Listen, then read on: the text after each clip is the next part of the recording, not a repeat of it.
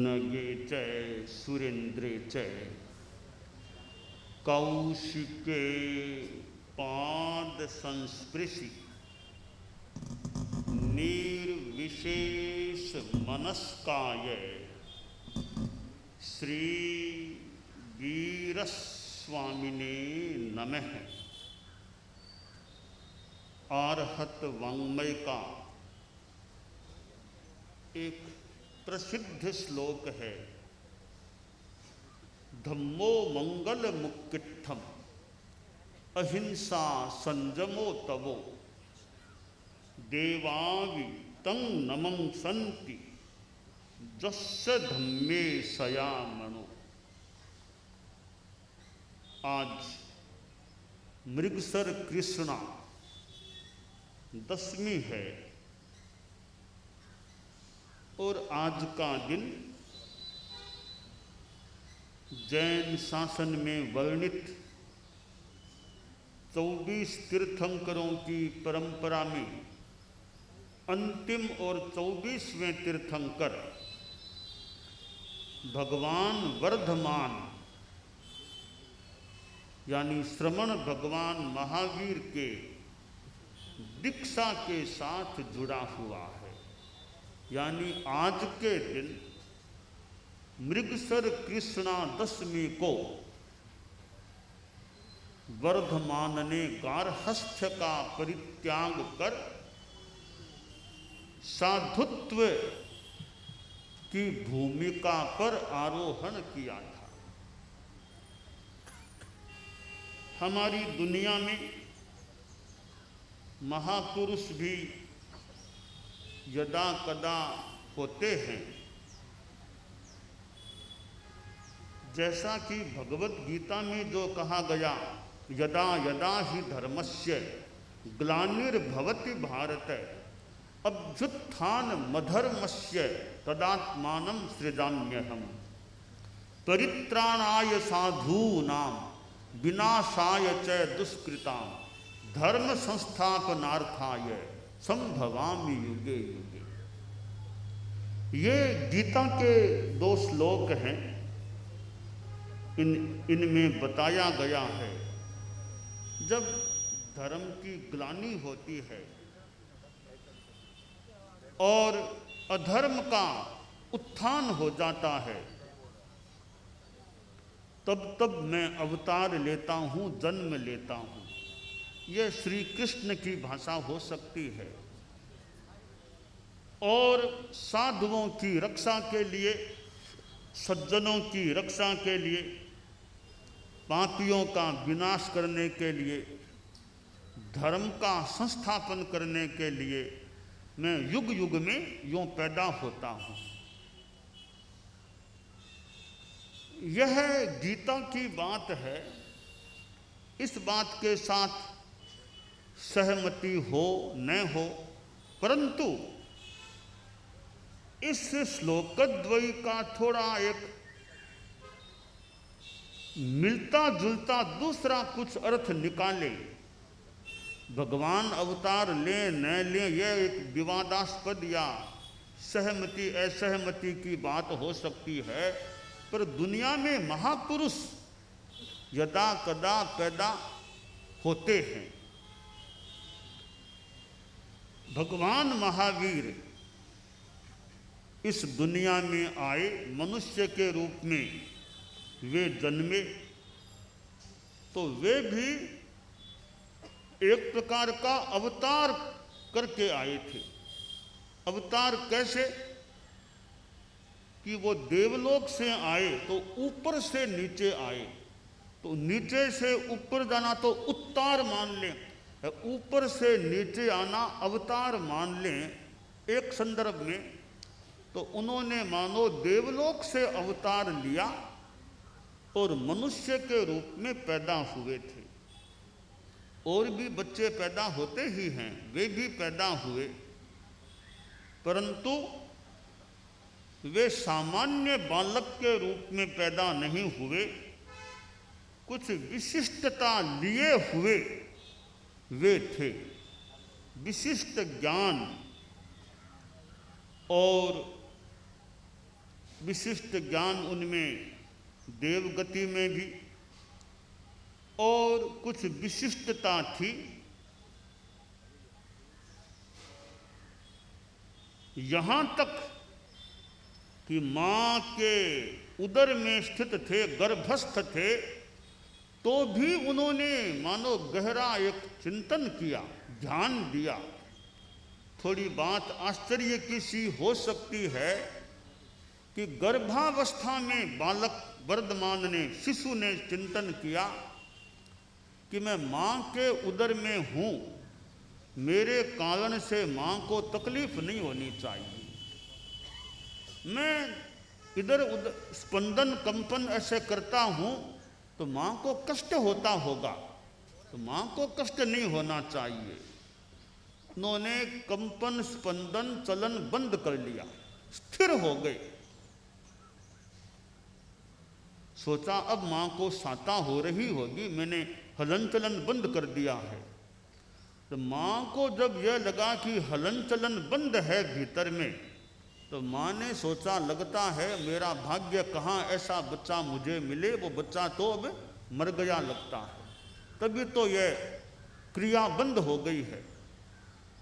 माँ तो उदास हो गई, चिंता शोक सागर में निमग्न हो गई। उधर वर्धमान ने सोचा अब माँ के ठीक होगा, देखो अब माँ साता में है ना। देखा अरे माँ तो अब दुखी हो गई, मेरा स्पंदन बंद करने से दुखी हो गई है। सोचा रे गलत काम हो गया यह तो। वापिस स्पंदन कंपन हलन चलन जो भी शुरू किया, तब माँ को लगा नहीं नहीं मेरा गर्भ सुरक्षित है, बीच में कुछ ऐसा हो गया होगा, गर्भ सुरक्षित है। फिर माँ की वो उदासी दुख मानो दूर हो गया। शिशु ने सोचा रे माँ को कितना कष्ट हो गया जब मैंने स्पंदन कंपन बंद कर दिया था, तो अगर मैं जन्म के बाद माँ के सामने दीक्षा लूँगा तो माँ को कितना कष्ट होगा। माँ को कष्ट नहीं होना चाहिए, माता पिता को तकलीफ नहीं होनी चाहिए।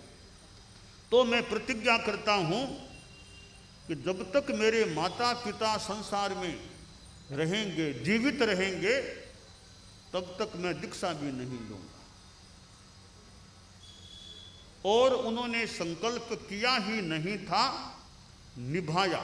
जब तक माता पिता जीवित रहे उन्होंने दीक्षा नहीं ली। माता पिता के स्वर्गवास के बाद में ही, बाद में भी करीब 2 साल और रह गए, फिर दीक्षा ली। यह है वर्धमान शिशु का जो चिंतन था,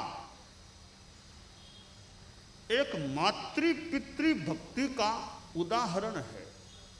माता पिता के प्रति कितनी भक्ति थी, या कितना अनुराग राग स्नेह जो भी उनका भाव था। श्रवण कुमार के बारे में तो स्कूल में पाठ संभवतः पढ़ा था कि कैसे माता पिता की सेवा भावना श्रवण कुमार में थी, कैसे वो माता पिता को वहन किया, जो भी सेवा की। बहुत एक उदाहरण है माता पिता की सेवा के संदर्भ में। वर्धमान श्रवण कुमार ने तो जन्म के बाद सेवा की होगी, की है। वर्धमान ने तो गर्भावस्था में माँ बाप के बारे में सोचना मानो शुरू कर दिया। भगवान महावीर जो वर्धमान थे गृहस्थावस्था में, माता पिता का देहावसान हो जाने के बाद अब दीक्षा लेने का विचार शुरू किया। नंदीवर्धन भाई से कहा, चाचा भी सुपार्श अब दीक्षा लेनी है। वर्धमान से कहा गया अभी तो माता पिता देवलोक हुए हैं, अभी तो उनका राजकीय शोक चलेगा, शोक काल में थोड़ी दीक्षा होती है। का कब तक रहना पड़ेगा कि 2 वर्ष और रहना होगा। 2 वर्ष और रहना मंजूर कर लिया, परंतु साधक के रूप में अब रहना है। अपने ढंग से साधना की चर्या को स्वीकार कर लिया था, साधक के रूप में रहे, आखिर वो लगभग जो भी 2 साल पूरे हो गए, तब आज के दिन मृगसर कृष्णा दशमी के दिन वर्धमान ने मुनित्व का संकल्प स्वीकार किया था। सब्बम में अकर्णिजम पावकम, सारे पाप क्रम अब मेरे लिए अकरणीय रहेंगे, अब सहन करना है, परिसहों को सहन करना है। और वह दिन उनके लिए, या दिन तो वास्तव में क्या धन्य और क्या अधन्य, वो आदमी खुद धन्य बन जाता है जो संन्यास लेता है। दिन को तो क्या फर्क पड़ा, आज के दिन कोई ने कोई काम किया, कोई ने कोई काम किया होगा, तो दिन का तो क्या धन्य और क्या अधन्य, उपचार से भले कह दें, वो आत्मा धन्य हो जाती है जो संन्यास साधुत्व को ग्रहण कर लेती है, स्वीकार कर लेती है। अब वर्धमान साधु बन गए, साधना काल उनका चला लगभग 12.5 वर्षों तक। उन्होंने मानो विशेष साधना की, और कैसे उन्हें स्थान मिले, कुछ तो मानो खुद चला करके ऐसे स्थान में चले जाते जहां भयावह स्थिति होती। कहाँ शूलपाणी यक्ष का मंदिर, वहां भी चले गए, निषेध किया तो भी कोई दिक्कत नहीं, वो स्थान भी उन्होंने रहने के लिए स्वीकार किया। चंद्रकौशिक सरब के परिपार्श्व में भी चले गए। एक अभय के मानो मूर्ति पुरुष, कितना उनमें अभय का भाव रहा होगा कि सांप है कि यक्ष है, कोई है, और जो साधक है सबके साथ मैत्री भाव रखने वाला है, उसका क्या तो सांप बिगाड़ेगा और क्या और कोई बिगाड़ेगा, बिगाड़ भी देगा स्थूल रूप में। तो साधक तो अपने आप में कल्याण की दिशा में ही आगे बढ़ सकेगा, अगर उच्च कोटि का वैसा कोई साधक है तो। महावीर को चंड कौशिक ने दशा, कोई बात नहीं, और भी कुछ सांप ने प्रयास किया, पर महावीर अडोल अपनी साधना में खड़े रहे। शूलपाणी यक्ष मंदिर में कितने कष्ट दिए गए, जानलेवा वेदना की स्थितियां, परंतु महावीर की जान यों जाए कैसे, वो तीर्थंकर होने वाले थे। तो उनका साधना काल चला लगभग 12.5 वर्षों की कठोर विशिष्ट साधना के बाद उन्होंने केवल ज्ञान, केवल दर्शन को प्राप्त किया, और फिर देशना प्रवचन का क्रम शुरू हुआ, और कितनों को कल्याण का मार्ग मिला। लगभग 30 वर्षों तक वे तीर्थंकर के रूप में रहे, विचरे, और जीवन काल उनको बहुत लंबा नहीं मिला, लगभग 72 वर्ष का जीवन काल। आज भी 90, 94, 95, 100 से ज़्यादा वर्षों के व्यक्ति भी मिल जाते हैं। भगवान महावीर ने ज़्यादा लंबा आयुष्य प्राप्त नहीं किया। यह दीर्घ आयुष्य की बात आती है तो भी दीर्घ आयुष्य ठीक है, एक संदर्भ से दीर्घ आयुष्य का भी महत्व हो जाए, उससे भी ज़्यादा महत्व है कि जितना जीवन जिया वो कैसा जिया, कितना उच्च स्तर का जीवन जिया। भगवान महावीर को दीर्घ जीवी, सुदीर्घ जीवी तो मैं न भी कहूँ, परंतु वे परम जीवी थे, यानी बहुत परम जीवन जीने वाले और अध्यात्म जीवी थे, परम जीवी थे, भले वे सुदीर्घ जीवी नहीं थे। और जीवन के बाद मोक्ष मिलने वाला है, तो क्या फर्क पड़ेगा? 100 वर्ष जियो चाहे 72 वर्ष, आगे तो मोक्ष तैयार है। और आसाधना न हो 100-125 जीते तो मोक्ष में और देरी हो जाती, तो थोड़ा जल्दी मोक्ष मिल गया उनको। तो वो कथानक या घटना में का महावीर को कहा जल्दी मर, जल्दी मर, तो यानी मोक्ष तैयार है आगे। तो ऐसे तीर्थंकर पुरुष इस भरतक क्षेत्र की इस अवसरपीढ़ी काल के अंतिम तीर्थंकर भगवान महावीर आज हमें जैन आगम प्राप्त हैं। और जैन आगमों में जो अहिंसा, संयम, तप का संदेश है, हम भगवान महावीर से संबद्ध जैन शासन के लोग हैं और आगम जैन शासन से जुड़े हुए हैं। तो जैन आगमों में अहिंसा की बात आई है, संयम की बात आई है, तप की बात आई है। भगवान महावीर ने कितनी अहिंसा की साधना की।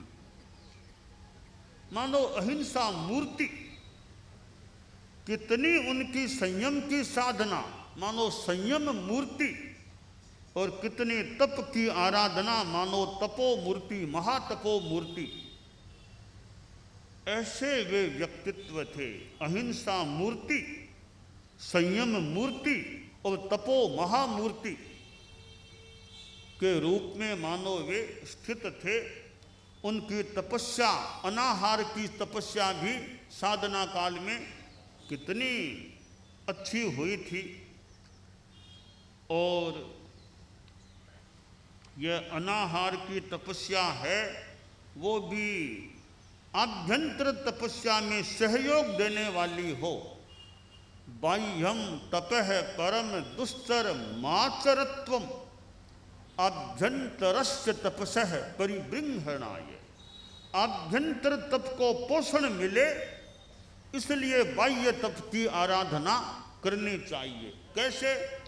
जैसे भगवान महावीर लंबी लंबी तपस्या कर लेते, न खाना न पीना, ध्यान करते रहो, साधना करते रहो, वरना तो गोचरी जाओ, आहार लाओ या आहार करो, कितने थोड़े काम बढ़ जाते हैं। वह आहार नहीं करना है तो न गोचरी जाना न कहीं जाना, अपना कहीं साधना में बैठे रहो, खड़े रहो, लगे रहो। तो बाह्य तप है वह आभ्यंतर तप में सहयोगी बन सकता है। आहार न करना हो तो एक निश्चिंतता और अपनी साधना करो, स्वाध्याय करो, काम में लगे रहो। तो बड़ा सुंदर कहा गया कि बाह्य तप करो, वो आभ्यंतर तप को परिपुष्ट करने वाला बनना चाहिए, होना चाहिए। भगवान महावीर ने व्यक्तिगत साधना भी की, तो बाद में उन्होंने जनोपकार का कार्य भी मानो लगभग 30 वर्षों तक किया। प्रवचन करना, विचरण करना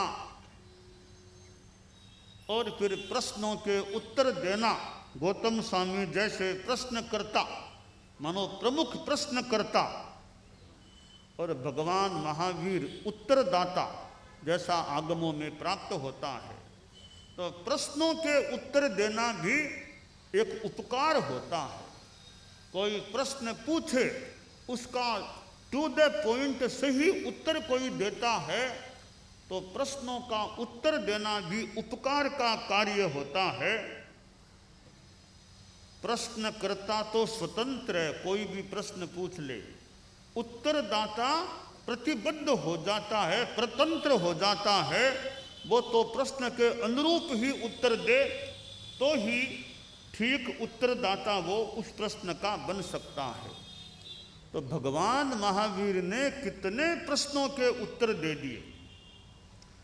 तो हमारे साधु साधियाँ और भी लोग हैं, यह कला भी हमारे में विकसित यानी पुष्ट हो कि उत्तर भी बढ़िया दे सके। अब सामने वाला माने ही नहीं तब तो वो जाने, सही उत्तर दे दिया तो भी वो आग्रह दुराग्रह मानता ही नहीं, वो तो उसका अपना रुझान हो। और अपनी ओर से प्रश्न का सही उत्तर दे सके, इतना ज्ञान हो, इतना अध्ययन हो, इतना खुद की प्रतिभा हो, प्रज्ञा हो, तो प्रश्नों के यथासंभवतया सही उत्तर भी दिए जा सकते हैं। आखिर भगवान महावीर का लगभग 72 वर्षों का जीवन काल पूर्ण होने पर कार्तिक कृष्णा अमावस्या की रात्रि में निर्वाण हुआ था। यह वर्ष भगवान महावीर के 2550वें निर्वाण वर्ष के रूप में मनाया जा रहा है। यह वर्ष तो आज भगवान महावीर का यह दीक्षा दिवस है। हम परम प्रभु परमात्मा भगवान महावीर को वंदन करते हैं। उनकी जो साधना थी वो साधना हमारे भीतर भी जितने अंशों में आ सके आए, पुष्ट हो। उनके पास जितना ज्ञान था उतनी तो आशा नहीं है। कुछ बूंदें भी, वो समंदर थे, वो समंदर थे, हम कुछ बूंदें भी ज्ञान की भीतर में पुष्ट कर लें। जितनी ज़्यादा से ज़्यादा बूंदें ज्ञान की विकसित हो सके वो हों, हम अच्छी साधना करें तो भगवान महावीर के इस दीक्षा दिवस से हमें दीक्षा लेने पर अच्छी साधना करने की प्रेरणा प्राप्त हो, हमारा ज्ञान भी बढ़े। मंगल कामना।